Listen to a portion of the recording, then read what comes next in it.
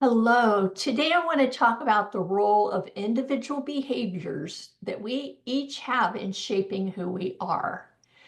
Who we are is intertwined deeply with the way we behave. Our personalities, our thoughts, our actions are shaped by a combination of our genetic predispositions, early experiences, social environment, and individual choices. Some people are naturally quick to react emotionally, while others approach situations with a cool and calculating mind. Some may internalize their feelings, while others express themselves very openly. These behaviors make us unique, and it is important to remember that no one is inherently wrong in how they behave. It is really simply who they are. In this talk today, I will explore some of the traits that I personally have. I personally have a very sensitive heart. I take things really personally. I never express anger outwardly, but rather I internalize it. And making decisions comes to me through visualizing it mentally and taking logical steps to solve it rather than emotion. These behaviors help shape my identity, and they contribute to how I engage in the world. I will argue that none of these behaviors are inherently negative or incorrect. Instead, they form from a personal framework that informs us how we personally navigate through life. It's important to realize that our behaviors do need to be balanced so that they do not hurt others or ourselves. Today, I just want you to listen and think about ways and behaviors that you have that make you unique. Sensitivity is a characteristic that can be both a gift and a challenge. Sensitive people feel emotions more deeply than others, and the reactions to external stimuli, such as criticism, praise, or personal interactions, can be intense. This sensitivity often leads to heightened awareness of the emotional landscape, making sensitive individuals deeply empathic and intuitive.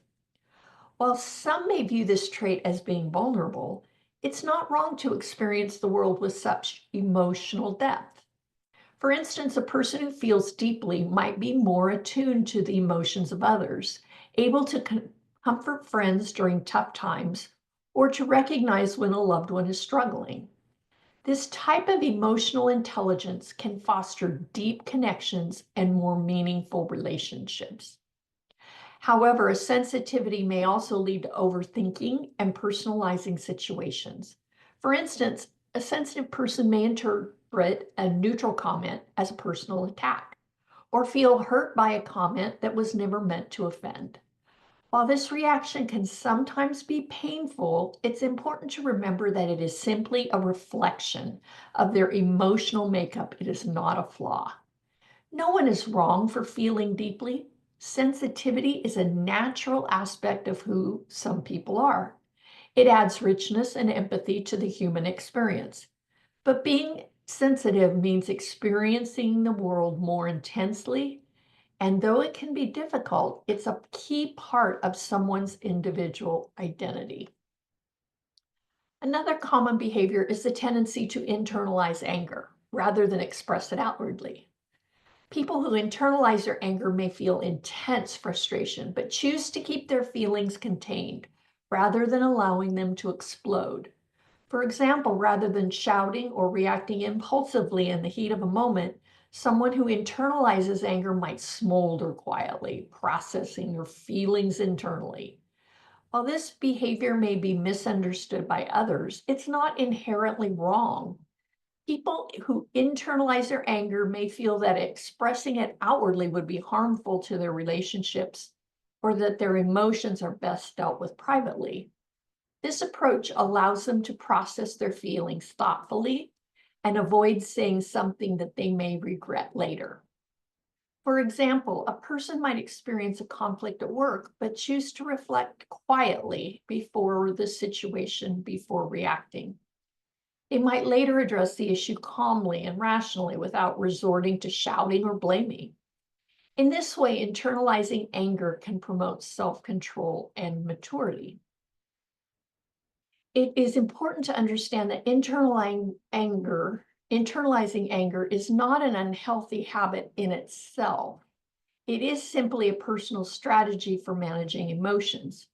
What matters is that the individuals are aware of how they process their emotions and ensure that this internalization does not lead to emotional suppression or passive aggressive behavior. As long as the individual is ultimately able to express their feelings in a healthy way, this behavior is neither wrong nor detrimental.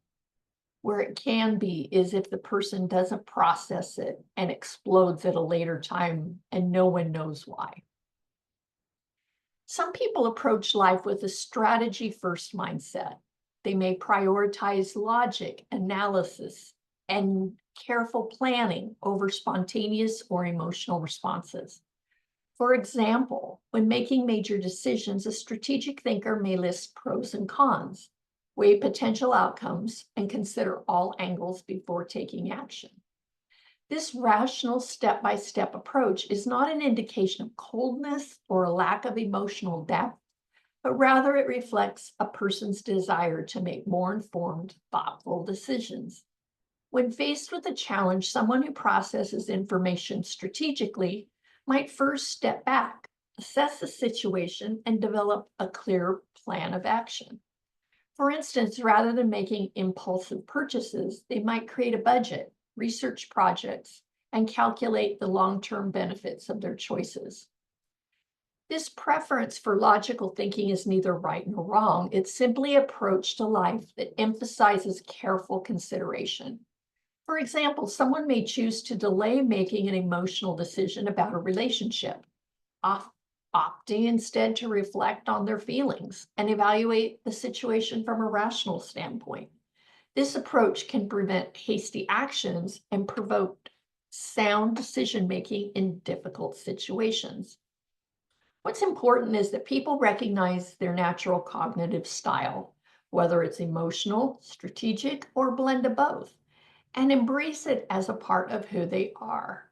Strategic thinking may not always align with more impulsive or emotionally driven behaviors, but it is a valid and effective way of engaging with the world around you.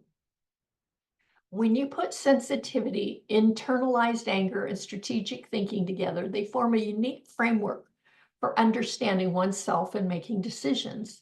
These behaviors interact and shape how an individual perceives and responds to the world. For example, a sensitive person may feel hurt or frustrated by a particular situation, but will process their feelings in a logical step-by-step manner. Instead of reacting emotionally in the moment, they take time to reflect and consider all possible outcomes. The ability to strategize in moments of emotional turmoil allow them to handle situations more effectively and avoid rash decisions. Additionally, internalized anger and sensitivity often go hand in hand. A person who is sensitive may take things personally, and their natural response is to quietly smolder and analyze a situation. This combination of sensitivity and introspection can lead to a deeper understanding of both of their emotions and the motivations of others. Importantly, none of these traits are inherently flawed. Sensitivity, internalized anger, and strategic thinking all serve important areas and important functions in personal development and decision-making. Rather than viewing themselves as weaknesses, it's essential to recognize that they are integral parts of an individual's identity, contributing to their own unique way of interacting with the world. In the end, the behaviors that make us who we are, whether they involve sensitivity, internalized anger, or strategic thinking, or many, many other behaviors, are not wrong. They are a reflection of our individual personalities, shaped by our experiences, values, and cognitive styles. No two people are the same, and that's what makes the human experience so rich and diverse. Understanding that there is no singular right way to be or to behave allows us to embrace our differences with greater empathy and self-compassion. As we navigate our personal journeys, it's important to remember that our behaviors, whether emotional or logical, are simply a part of who we are. Instead of judging ourselves or others, we should seek to understand how these traits shape our identities and inform our interactions.